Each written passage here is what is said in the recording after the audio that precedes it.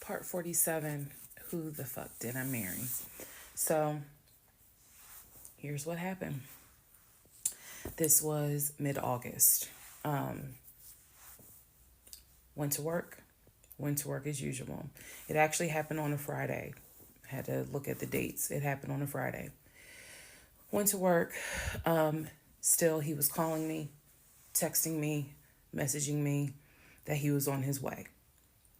And so I was a bit on pins and needles all day. I was dreading going home, and that is a horrible feeling to dread to go home.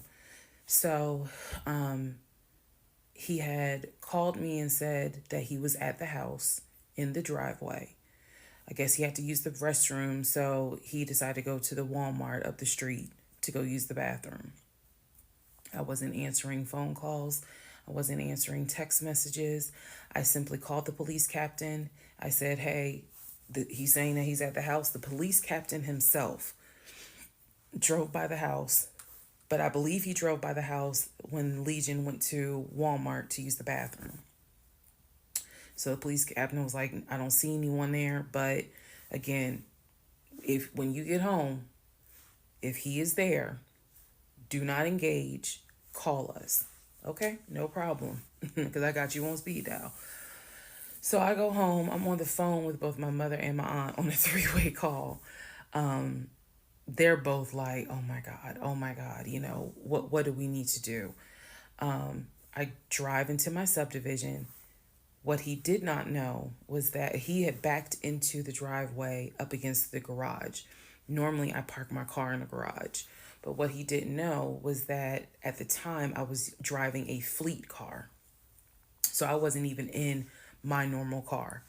And I know that he was waiting to see my car, the Nissan Altima that he helped get, pull in to the subdivision and then pull in towards my townhome. That didn't happen. Because I'm in a different car, he didn't recognize it. So when I turned onto my street, as sure as it is hot in Georgia in the summer, that man was sitting in the driveway in his Ford Taurus. Okay? So I live at the time not far from a cul-de-sac. So when you go straight down, you just turn around the cul-de-sac to come back up. So that's exactly what I did. I went to the corner, turned off so that I can see the house, but he would not have been able to see me. I went ahead and called 911. I was very calm, told them exactly what the captain had told me to say. I was like, my name is, the address is, I need police here because my ex-husband is here. He is not supposed to be here. And I feel as though I am in danger. She said, okay. She, again, regular phone call. She said, we're dispatching police to your home. As soon as I hang up, I then call the police captain. He immediately answers the phone. He says, we just got the call. I'm sending 4 officers your way. Okay, good. Get off the phone. Call my mom and my aunt back because they were both like, call us back. Call them back on 3-way.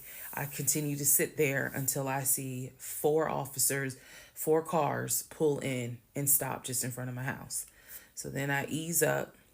He gets out the car, I guess, trying to see what's going on. I explain to the officer that walks to my window. I say, this is what's going on. So I was trying to sound extra law enforcement smart. I was like, check him through GCIC. You're going to find that he has a warrant out for his arrest for violation of probation. And the officer kind of smirked because she was like, we know. We already checked GCIC. The captain called us. So I was like, okay. So anyway, they tell me to sit in the car. They go up to the window of the car and get him, ask him to step out of the car. He does. When he stepped out the car, I was like, oh my God. I hadn't seen him since the end of June when I met him at the UPS store. And he looked bad then. He was still in the same clothes. When I told you guys when I met him, he was like a size 3X. What got out of the car was easily a medium or large. Easily. That is how, and it makes sense because, he probably wasn't eating. Let's set for somebody gave him $6 for chicken nuggets. But what got out of the car was something I didn't even recognize. So he gets out of the car, they arrest him. There was no incident or anything like that. He was arrested peacefully. They put him in the back seat. My neighbors are all looking like, what is going on? And so the officer comes up to me and she said, he's asking to speak to you. Do you want to speak to him? I said, yeah. So she walks with me. Keep in mind, she's wearing a body cam. So she walks with me to the window. They put the window down. And I remember looking at him. I was like, I told you not to come. And he said, I just wanted to get my stuff. I just wanted to get the TV. I said, what TV? The TV that you gave me in the divorce? And he was like, yeah, that TV. And I said, it's mine. You gave it to me. I have the fucking text messages proving that you gave me the TV. And I'm trying not to scream because the neighbors are all watching. And he was like, I know. I just needed my stuff. I'm sorry. I'll never bother you again. I'm sorry. And so I look at the officer and I was like, you have me out here with 4 fucking police cars. You have embarrassed me to no end. You have made a fool of me. And you got the audacity to now be like, I'm sorry. I'm like, fuck, you're sorry. So the officer was kind of like, okay. I said, I never want to see you again. He was like, you won't. I'm sorry. I'm so sorry. So I walk off. The officer is like going through the stuff that was in his wallet. They took it out and put it on the roof of the car. So did I say, I'm sorry, the stuff that was in his pants, like his wallet, his keys, they put it on the roof of the car when they had him get out the car. And so she's just like, I said, did you catch all that on body cam? And she said, yeah. I said, he gave me the TV. And she said, yeah. She's like, we're going to take him in and we'll have somebody look at him, because in her words, she said he's definitely having a mental episode right now in the back seat. And I just shrugged and I was just like, my God, I just said, I just want to be done with him. I just want to be done. And so she was like, I understand. I totally get it. So his car is in my driveway. The keys and everything are, they took it with them because I guess since it was on him, they took it with them for processing at the jail. I think that's how that works, because I didn't see the wallet or the keys afterwards. So at this point, 4 officers leave. I go into the house. Everything's peaceful and calm. A few minutes later, I go outside to check the mail. What's in the mail but a letter from the court? I open it up. I go into the house because, again, it's hot. I had my wig on. My head is all sweaty and stuff. I'm just angry and just angry. That raised my blood pressure. So I go in the house. I sit on the steps inside the house and I open up the mail from the judge, and it's my final divorce decree. And I'm smiling right now, but y'all, when I got that divorce decree sitting on the stairs, I broke down into ugly Oprah tears. I broke down. It was as if a year worth of weight came off of me. I broke down, and I mean, I wailed. I broke down. I broke down so bad. Next part.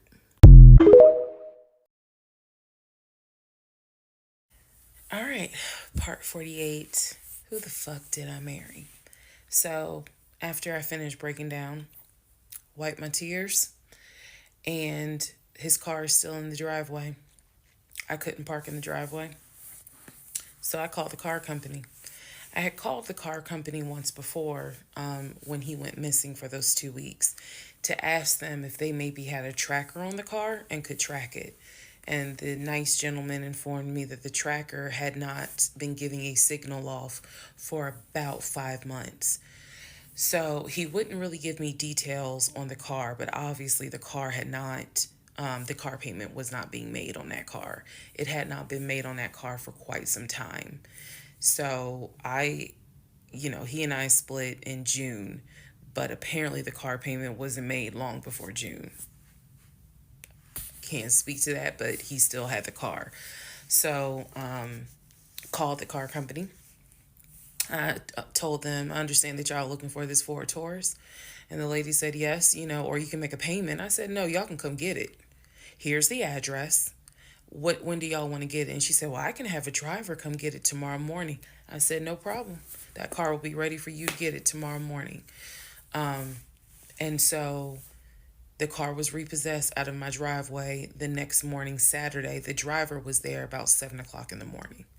He had the master key for the car, cranked it up, drove it, put it on the tow truck, and left. Here's what that now means. When Legion left my house in June, he left with 2 bags of clothes. Everything else was in my house. At the end of July, or towards the end of July, everything that he had left in my house had been donated to the domestic violence shelter, which means that the only thing that Legion had were the clothes that he had taken with him in the car. When he got arrested in my driveway, all of his clothes were still in the car. And when the car got repossessed Saturday morning, all of the clothes were in there.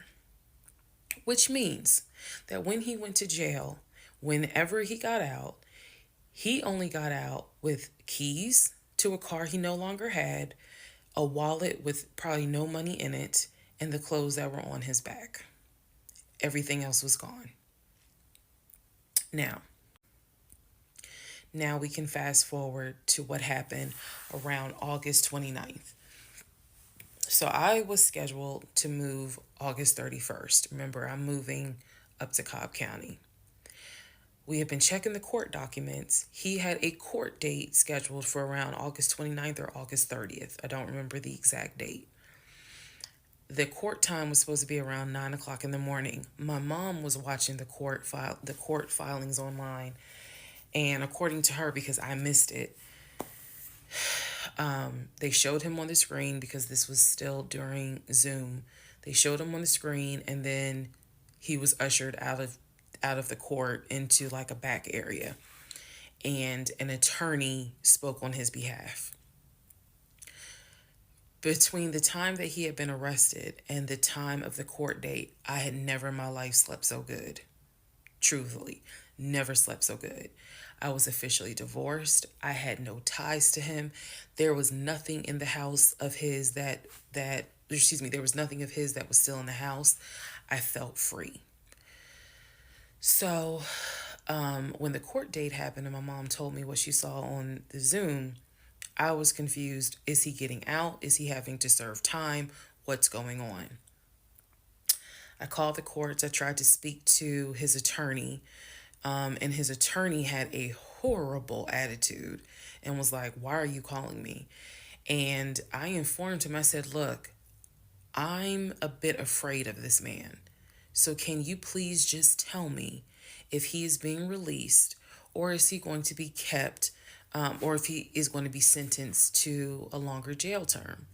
He said no, he's not being kept in a longer jail term because the warrant had expired. So when the police arrested him, yes, it was a valid arrest, but the warrant had expired.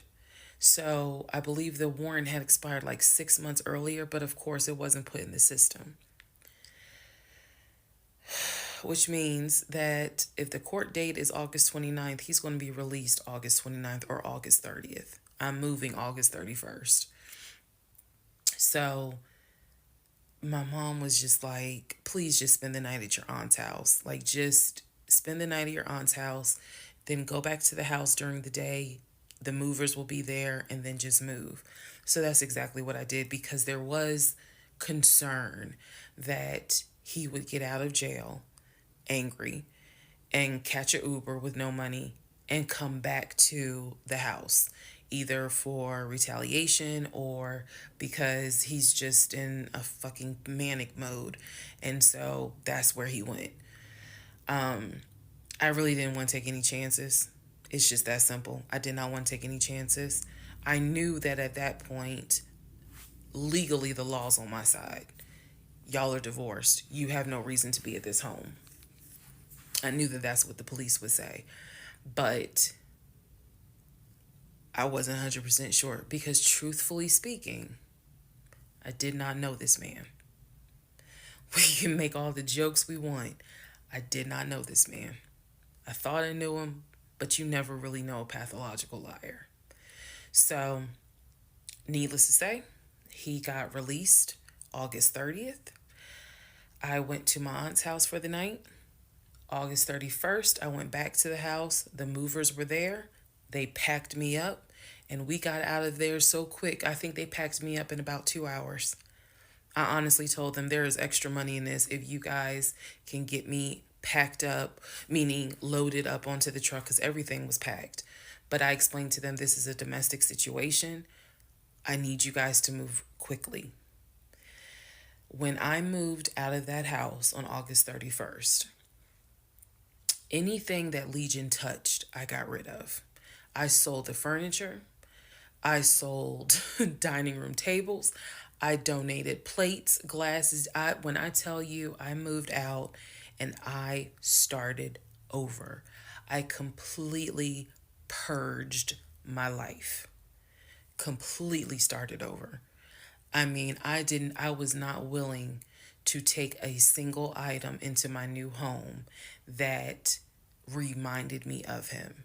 From the dishes in the kitchen to the towels in the linen closet.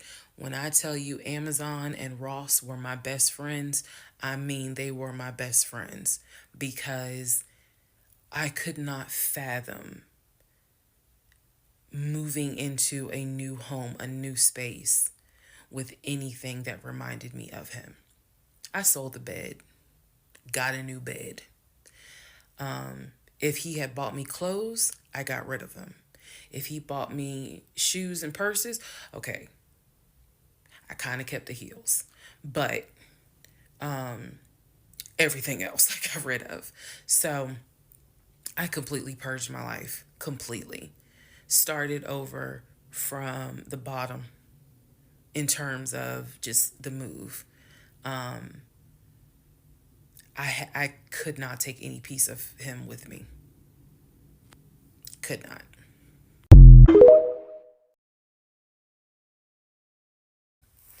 Part 49, who the fuck did I marry? So after the whole, I moved and I started over, basically, completely started over. So there was a period of time where different people had reached out to me, people who knew him. Apparently, he was still trying to find a couch to sleep on.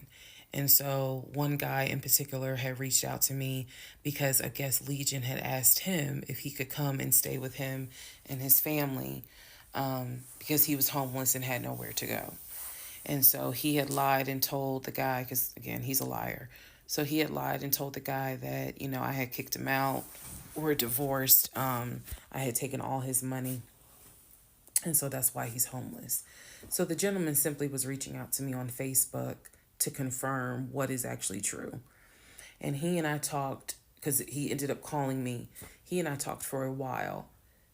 Very respectful, really nice guy, very compassionate. And so I told him, I was like, I said, we are divorced. So I have nothing to do with him. I said, I wouldn't bring him in my house with my family if I were you. But that's just me. And so the guy was like, lady, he didn't say lady, but he was like, lady, you dodged a bullet. He was like, I know you may not see it now, my sister, but you dodged a bullet. You dodged a bullet big time.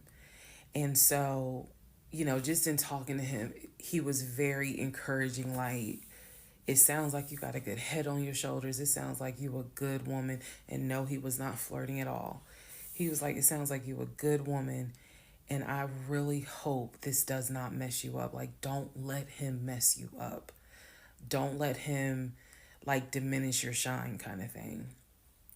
And I appreciate that. I did. Because at that time, again, had moved into my new place. 2021 was the worst year I ever had. I'm not saying that so that 2024 can be like, hold my beer. But 2021 was a dark year. Started out married, end of the year divorce, end of the year with COVID and divorce. And that period of time, that August, September time, I felt like I was just walking around like a numb woman. I didn't know if I was coming or going.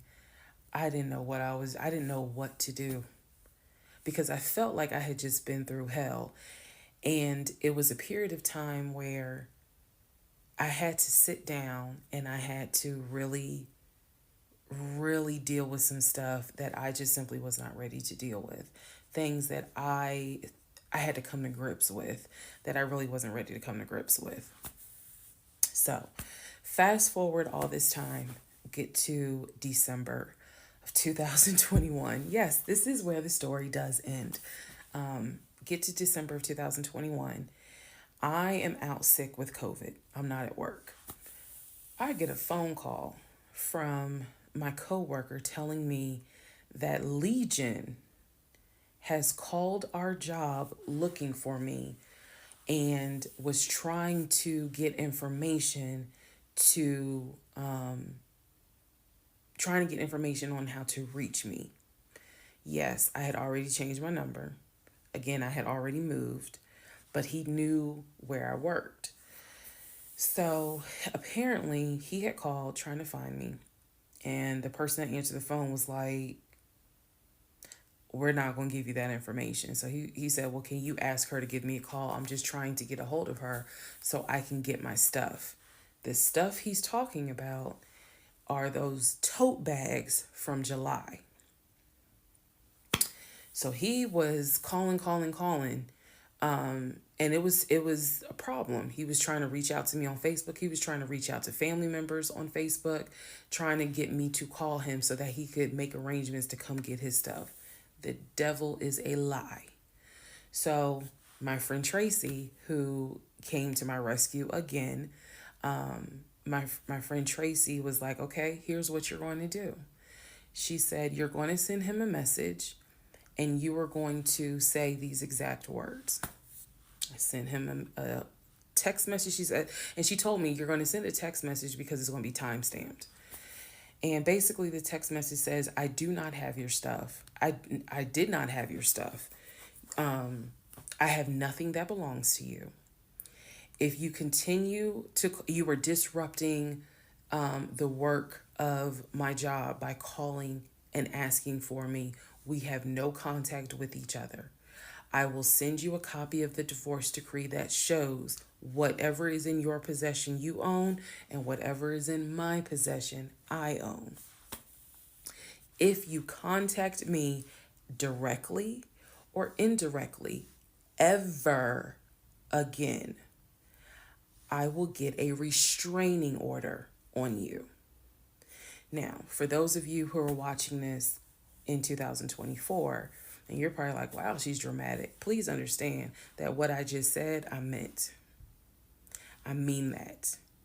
If you ever try to contact me directly or indirectly, I will get a restraining order. I have it in writing. I've always had it in writing. And if I need to rewrite it again in 2024, I will, because the boundaries still stand. And that, ladies and gentlemen, is the last time I had any contact whatsoever with my pathologically lying ex-husband.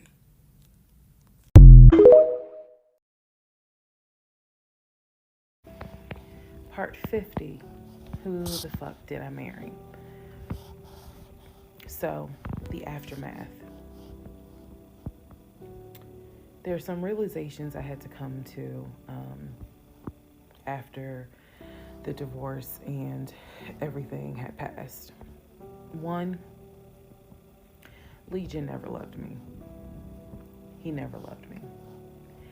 He doesn't love himself, so I know he didn't love me. Number two, he didn't even like me. He watched me get excited about things that he knew I was not going to get. And not even just the possession stuff. Like, of course, we know I was excited to be the woman whose husband is like, I'm taking my wife to London. I was excited to be the woman whose husband was like, yeah, I bought my wife a brand new BMW X5. You have to understand, is all the jokes that we make about the BMW. It was the time and effort that he spent in taking me to dealerships and being sure to put me in the car and test drive the car and, oh, I can see you in this. I like this for you. It seems safe. It was the effort to really make me believe that he was going to get this just for him to fuck with me. The effort in taking me to all these homes to see my face light up as a woman who grew up on welfare, to be able to walk into these 4 and 5 bedroom homes knowing that he didn't have any money to buy it. Imagine if he had just been honest and said, hey, I like in my free time to go to open houses and just see how the other people live. Imagine if he had just said that versus wasting not only my time, but the wasting the time of the realtors who did nothing wrong. There's a level of cruelty to my ex-husband that I had never experienced before. And God knows, I pray I never experience it again. That's the word that comes to mind when I think of him. He is cruel. And it wasn't just me, he did it to the ex-wife. So, do I trust? No. I trust the people who were in my life before him. If we were friends or if we were in a relationship or whatever and I knew you before him, I trust you explicitly. But if you're somebody I just met, I don't trust you. I don't. There's no point in me getting on here and saying and making it seem like, oh, I'm so strong, I'm so brave. I struggle big time. Because on one hand, I want to like someone. On the other hand, I'm immediately thinking, what if it's a repeat? And I'm going to be honest with y'all, I can't go through that again. I can't. Every single thing in our relationship was a lie. It took me a while to realize every single day this man lied to me. Every single day he lied to me. Every conversation he had was a lie. I will never know how much he lied to me. I'll never know. I've made my peace with it. I will never know how deep it really truly goes. I only know what I experienced, and I only know what God allowed me to see. But I'm willing to bet that there's a lot I still don't know. When people say, oh, you dodged a bullet, like you just, and I've read a lot of the comments on this, and people have sent me a lot of the comments. And so I need to make one thing very clear. I am fully aware I dodged a bullet. I am so grateful to my God that I did not have that man's child. I'm sorry if that offends some of you, but it's the truth. I'm grateful that we didn't buy a house. and that I'm not financially tied to him in any way, shape, or form. But I am also grateful for the fact that there are things about my ex-husband that I discovered in terms of how he is when it comes to other women. And I'm grateful that God has kept me and protected me. That's all I'm gonna say. So when I started out making this series and I made the decision to tell my story, my motive was I just want to help one person. If there is a woman out there who's like, God, I want to be married and I met this guy and something don't seem right, but maybe it's not that bad. My advice is, honey, just go ahead and do your research, because I can honestly tell you, being single sucks, okay? In my opinion, sometimes it sucks, but being married to the wrong person is a type of hell no one should have to go through. You should not have to be married to someone that does not like you. You should not have to be married to someone that doesn't even love you. And I know what that is like. I know what it's like to be told, hey, babe, I love you. And yet, I swear, I think that man sat back in the recliner with his WWE Championship Roman Reigns belt and laughed his ass off at me every day. Like, damn, she really believed it. Ha, ha, ha, ha, ha. I do. I really do think that. My radar was broken because I am an intelligent woman, and I know that I know better. And I still sometimes ask myself, how the fuck did you let this happen? How did you let this be your story?